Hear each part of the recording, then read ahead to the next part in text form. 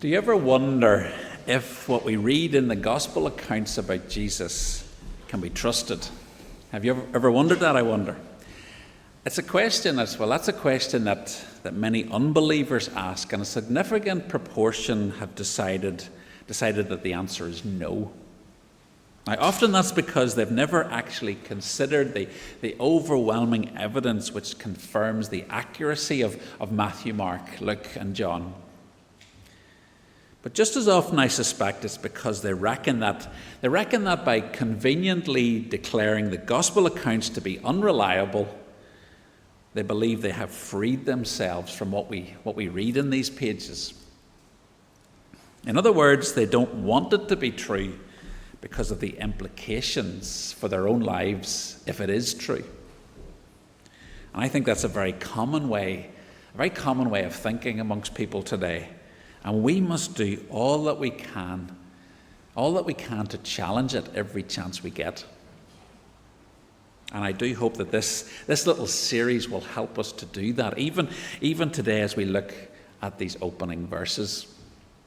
Now, how can I say that so confidently? Well, because Luke tells us that this is his purpose for writing right up front. This is the all-important introduction, which is our title this morning. The introduction to Luke's gospel gives us his purpose statement. But please realize that what we're reading today about the certainty of Luke's gospel, his gospel account, that it is just as relevant for believers as it is for unbelievers. Because we too, even as if we're Christian people, we too need to be confident, we need to be fully assured that what we're reading about Jesus' life is true. And that's important because it's fair to say that questions, even doubts, can arise in our minds too, even as Christians. We can have questions, we can have doubts, so it's important we know that what we believe is based on accurate accounts and records. It's based on truth. But as well as that, it's only whenever we are confident of the truthfulness of the gospel that Luke records that we will see how vitally important it is that we share it with others. When we believe it for ourselves with confidence, then we will want to tell other people too. And so this introduction that Luke gives us, well, it's not like the preface or the foreword to a book, which, if we're honest, many of us probably skip over. We don't tend to read the introductions or the prefaces to books that we might otherwise read the rest of. We skip those bits, and, well, most of the time that doesn't matter. But this introduction to Luke's gospel really does matter. It's crucial because it gives us an understanding of the purpose of all that follows. So let's turn to that now, the verses that Mary read for us. Now, in the original Greek, verses 1 to 4 are just one sentence. And even in our Pew Bibles in the English, it's two sentences. So maybe you're wondering, maybe you're thinking, how's Mark going to preach a whole sermon on just those few lines? Well, trust me, the challenge when preparing for this morning was the opposite. It was trying to keep this sermon from becoming too long. And hopefully you can tell me at the end whether you think I've managed that. So if you take nothing else away from today, I want us to be clear. I want us to be clear that Luke wrote his account to give Christians certainty. Certainty about Jesus, certainty about all that we believe about Jesus, so that we can trust in him as his followers. And it is a message. I want us to be confident that this is a message that we can declare to unbelievers so that they are challenged to follow Jesus too. So Luke tells us that he himself was not an eyewitness of the events he recounts. Matthew and John, they were eyewitnesses. In fact, they were two of Jesus' closest disciples. And we know that Mark in his gospel is the record of Peter's eyewitness experiences. But Luke was not an eyewitness. He does his work around the time of the events recorded for us in the book of Acts, which, as we heard in the little video for the kids a moment ago, Acts was also written by Luke. We can think of the book of Acts as a kind of a sequel. Luke's gospel is an account of Jesus' life, and the book of Acts is Luke's account of the earliest years of the Christian church. And they are the longest two books in the New Testament.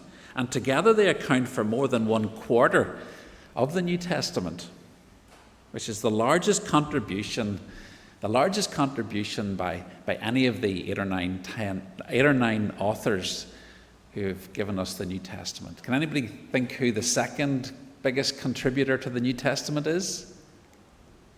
Any thoughts? Say it again. Paul, Paul, well done. You get an extra biscuit at the end. Well done. Yeah, Paul's the second largest contributor, but most people would probably guess he was the biggest contributor because he wrote so many different books, but many of them are short, whereas these two works by Luke are lengthy.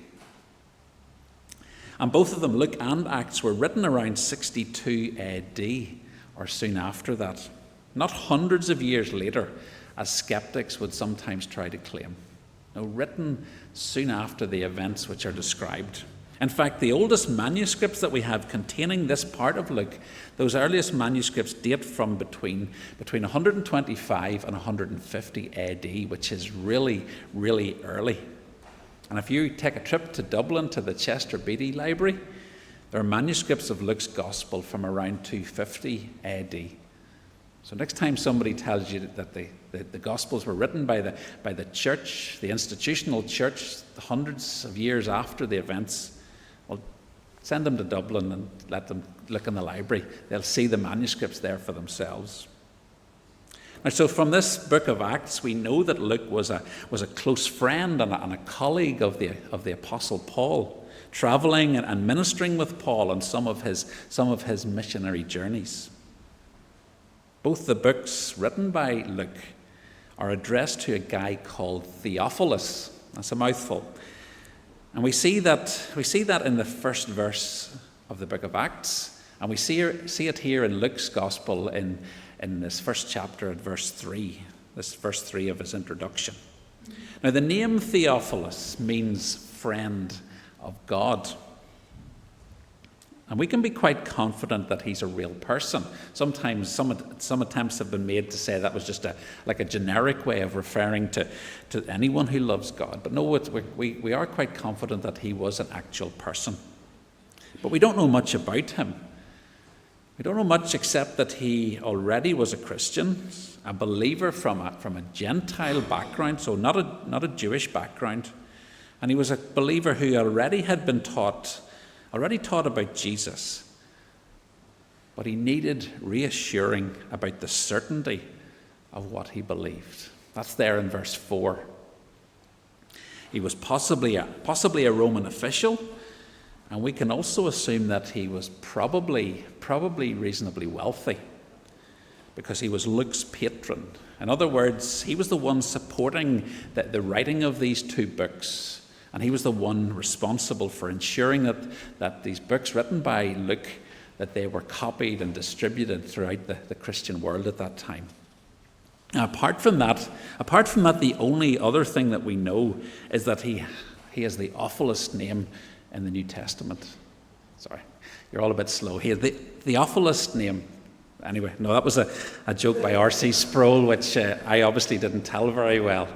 Anyway, but what do we know then about Luke? What do we know about Luke? Well, not a lot. He's not named anywhere in either of the books that he's written. He's not named as the author of this gospel. But we know from the evidence elsewhere that he was the author. The evidence that he's the author, the writer of Luke and of Acts, that evidence is undeniable. And most of the rest of what we know about Luke comes from the three times he's briefly mentioned in Paul's letters. So first of all, in Colossians chapter 4, verse 14, Paul calls Luke a dear friend and the doctor. Now, that's the medical doctor, not the time-traveling kind. And then in Philemon, verse 24, Paul names Luke as a fellow worker. And then thirdly, in 2 Timothy 4, verse 11, written when Paul was in a dark, damp prison cell in Rome, when he's writing about all those who had either abandoned him or who were now ministering elsewhere. Paul writes, he says, "Only Luke is with me." So what a faithful servant of the gospel, willing to stay by Paul's side, even through his imprisonment, in what was little more than a hole in the ground. It's possible that Paul was executed soon after those words on the screen were written. Luke himself lived into his 80s and died peacefully in old age, unlike most of the other New Testament writers. Now that latter fact, we only know that from kind of sources outside of Scripture. And now from his Greek name, we can be fairly sure that Luke was not Jewish. Not Jewish, whereas Matthew, Mark, and John almost certainly were. In fact, Luke is the only non-Jewish writer in the whole of the New Testament. So by ethnicity, Luke would have been in the minority among the believers in the early church. Most others were men and women from a Jewish background who had come to trust in Jesus. But not Luke. But that should not cause us to doubt what he has written. In verse 3, Luke tells Theophilus and all of his readers, us included, Luke tells us that he personally has carefully investigated all that happened right from the beginning. Right back to Zechariah and Elizabeth discovering about the fact that they were going to have a son who would be called John the Baptist. Now you can just imagine Luke going to meet with and going to speak with Jesus' mother Mary. Picture that for a moment. This guy Luke speaking with Mary and writing down what the angel told her. And all about the time maybe she would have told him the story about when Jesus went missing, age 12, he was left behind in the temple. Now Luke doesn't tell us all the people who he met with, all the people that he interviewed, but it's clear from verse 2 that he thoroughly researched Jesus' life. He did that research by speaking with those who had witnessed these things firsthand. Now that would have been a massive task, and it did take a few years to do that. But it must have been amazing to meet the people who had met Jesus and who could tell you firsthand all about what happened. Now we know from the book of Acts, from chapters 21 to 24, that Luke was with Paul during his 2-year detention in Jerusalem during the late 50s AD. Now during that time, he certainly would have had ample opportunity to interview eyewitnesses, to gather and verify and cross-check the facts that he later used in producing and writing these 2 books. Now, so on this occasion, in Jerusalem in the late 50s, and no doubt on other occasions too, it's very clear that Luke had access to reputable sources who had experienced firsthand what they were able to pass on to Luke. Sources who Luke describes in verse 2 as those who from the first were eyewitnesses and servants of the word. That's how he can often even tell us. He can often even tell us the thoughts and the emotions of the people in the accounts that he records. He can do that because Luke had met with them. He had spoken with them. He had written it down and passes it on to us. His passion for accuracy and accurately reporting events is clear It's crystal clear throughout this entire gospel. He takes no artistic license in retelling these stories. Now, the story that we have in our Bibles, the reason it's so compelling is because it's true. Luke's goal, he tells us in verse 3, Luke's goal was to compile an orderly account. And by that he does not mean an exhaustive account or a complete account. We read elsewhere that if we wrote down everything Jesus said and did, it would fill libraries. But he wrote this orderly account. It doesn't mean exhaustive, it doesn't mean complete, or even that he presents what happened strictly in the order it occurred,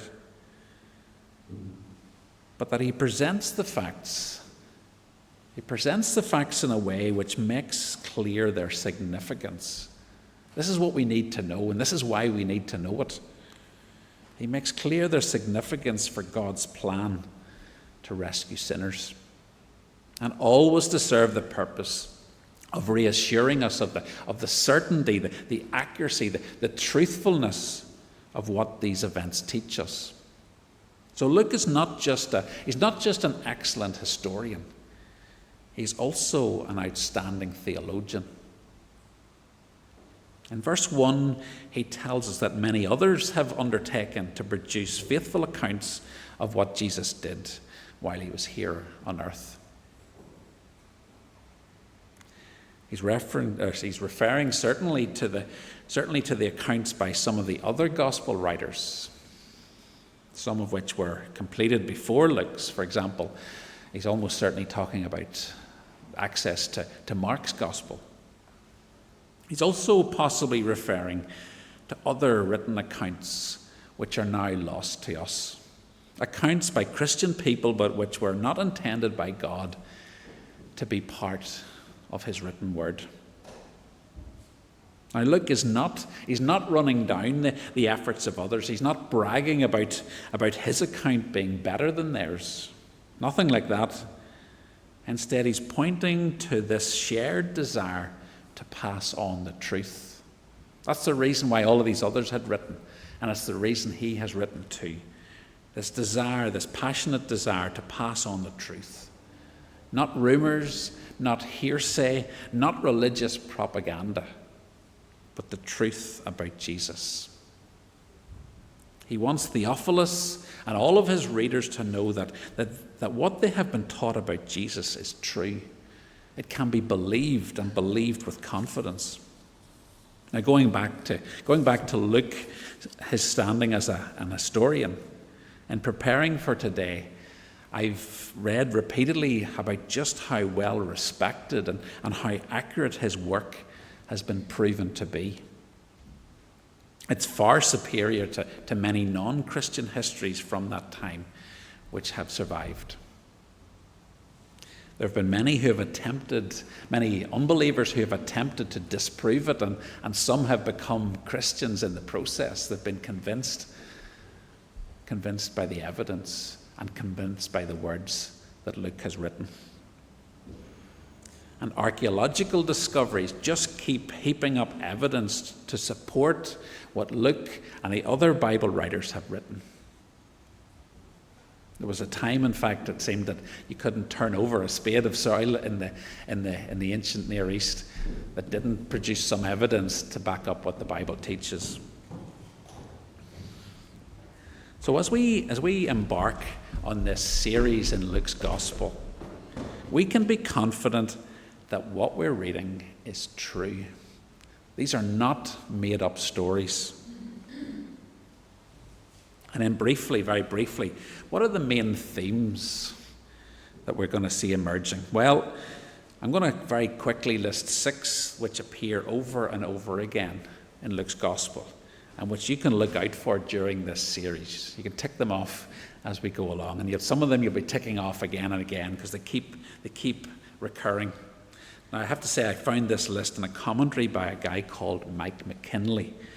And I think it's a good summary. I think it's a good summary of the themes that occur most often. And here they are. Firstly, the work of the Holy Spirit. Look out for the work of the Holy Spirit as we work through this gospel.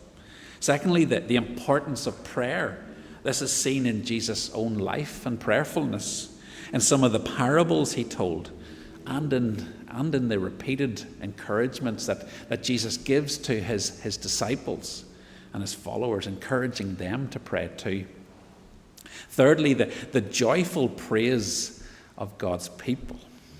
As Mike McKinley puts it in his commentary, Luke reads a bit like a Broadway script as people keep breaking into song. And that's especially true. We'll see that in these first few chapters over the next few weeks. Fourthly, then, God's plan for the salvation of his people is undoubtedly an important theme in this gospel. It's made clear, it is made so clear in Luke's gospel that the birth, the life, the death, and the resurrection of Jesus are all part of God's definite plan revealed for us in the Old Testament. A plan now unfolding for the salvation of all who God calls to be his. And now this includes the rejection of Jesus by most of the Jewish people, and it includes the Gentiles becoming part of God's people. All of that in accordance with God's sovereign plan. To quote Mike McKinley again, Luke is not anything like a self-help manual. It is the story of a divine rescue mission. I'll say that again. Luke is not anything like a self-help manual. It is the story of a divine rescue mission. Jesus' love for those who we might call outsiders is also a major theme. Luke wants us to know that the good news about Jesus is not just for those who were honoured in the society of his day, but is for everyone. It's for everyone. And so he highlights the value of women, of children, of foreigners, and so on, even the most disreputable of sinners. And of course, the cross and resurrection of Jesus is a vitally important theme too. Now we'll see Luke present faith in Jesus. We'll see Luke present faith in Jesus and in his death and resurrection as the only way that we can be saved from sin's power, the only way that we can be saved from the punishment that our sin deserves. So there you have it. 6 main themes. And it's fair to say, we could add others. One book that I read had, I think, 24 themes. I thought 6 was enough. But I think those 6 that are on the screen are probably the most prominent. Now, if you're not yet a Christian, I can tell you up front that Luke's gospel will challenge you. Of that I'm sure. He wants you to believe in Jesus. He wants you to be saved from your sin. He wants you to have the same certainty that he presented to Theophilus. The certainty that the gospel is true and must be believed. So watch very carefully for the kind of people who find hope in Jesus. And also notice others who walk away from Jesus, walk away confused that he isn't impressed by their goodness. And if you are already a Christian, which is true for many of us here in church, I'm sure, if you are already a Christian, look out for and savour all that Jesus does in these pages of Luke's gospel. Enjoy what we read about Jesus here. Let it do your soul good. And notice what salvation looks like for those who Jesus welcomes into his kingdom. Also notice what we learn about Jesus' character and about his priorities. Because there are many aspects of who Jesus is and of how he lived while he was here on earth that we are meant to follow as an example of how we live too. For example, just think of his love his humility, and his sacrificial service. We'll pick up on those as we move through these chapters in the weeks ahead. But in order to do all of that, we need confidence about what we learn here. We need confidence that these words are true, and that's what Luke passionately wants to give us as we read his gospel account. And he says that right from his introduction, this all-important introduction that we've been thinking about this morning. It's a confidence, it's a certainty that has important implications. Because the certainty Luke provides must not only lead us to believing the facts about Jesus, but believing and trusting in Jesus himself. And when these truths of the good news about Jesus, when those truths capture our hearts, then our desire will be to live in accordance with it. And when that happens, we won't be able to stop ourselves from telling others this wonderful good news, these amazing truths about Jesus. We'll want to share those with others too. So that's what awaits us in these coming weeks. But just now, for a moment, let's pray.